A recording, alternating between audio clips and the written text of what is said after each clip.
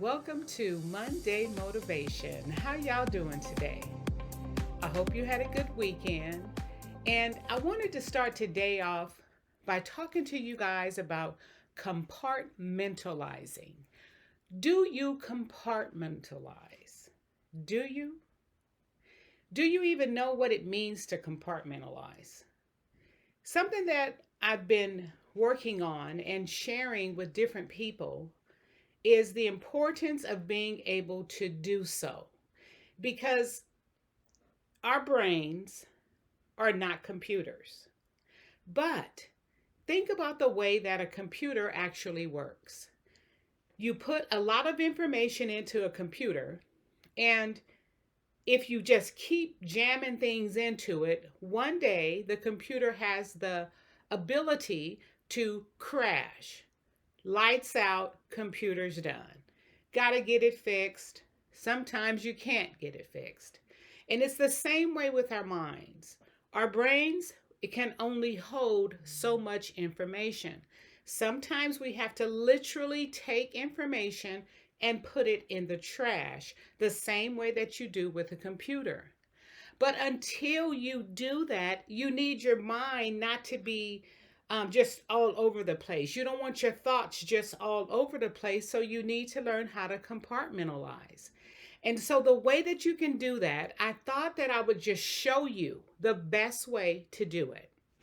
So let's say that you are happy, that there's great things that's going on in your life. So in your mind, you have a folder that has all of the happiness in it, all of the wonderful things that go on in your life. But then everything isn't always great. So you might need to create a folder of disappointment because everything isn't always the best. Now, once you do that, that right now starts to empty out all of the clutter that's going on in your head. So then the next step is that you got a lot of love that you're sharing or showing, or love that's being shown to you. So you need to take that and you need to put that in a love folder so that you can go and look at it when things are hard. You can see, you know what, so and so really does love me, or I really love this person and then they did this for me to show that they love me. Compartmentalizing, very important. Then all of us, every single one of us, have one of these folders. Trauma.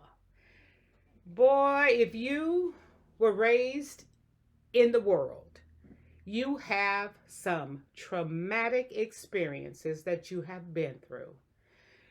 You could have lost somebody that's close to you, this horrible time with COVID, the suicide rate being so high, and you may be affected personally. So you need a folder of trauma. This would be, you would also add things like grief in here, the things that cause you a lot of pain. But remember, it needs a folder because you can't live in this state all the time either. And then the wonderful thing that we all can look back on, our successes. What success do you have in your life? Needs a folder too. They all need their own folder. And let me tell you why. When things get difficult, you need to be able to go to a specific place in your mind, your folder, and dwell there. To look at the things that happened in your life that's positive, to be able to remember the things that caused you success, the things that made you happy. You need to be able to visit this place in your mind. Now, a lot of people may say, this girl is crazy. What is she coming up with this stuff with? But think about it. Think about how much easier it would be to be able to visit the area of trauma and not live in trauma. How would it be in your life to be able to be disappointed, have those disappointments, but you got them in a place so that when they pop in your mind, you can literally say, you know what, I'm not dealing with that right now. I am not dealing with that right now. And you can go back to one of your happinesses. Or something that I do, I will literally have a pity party because things just get hard sometimes. You're putting your best foot forward and everything ain't falling in place, and it just makes you feel bad for yourself sometimes.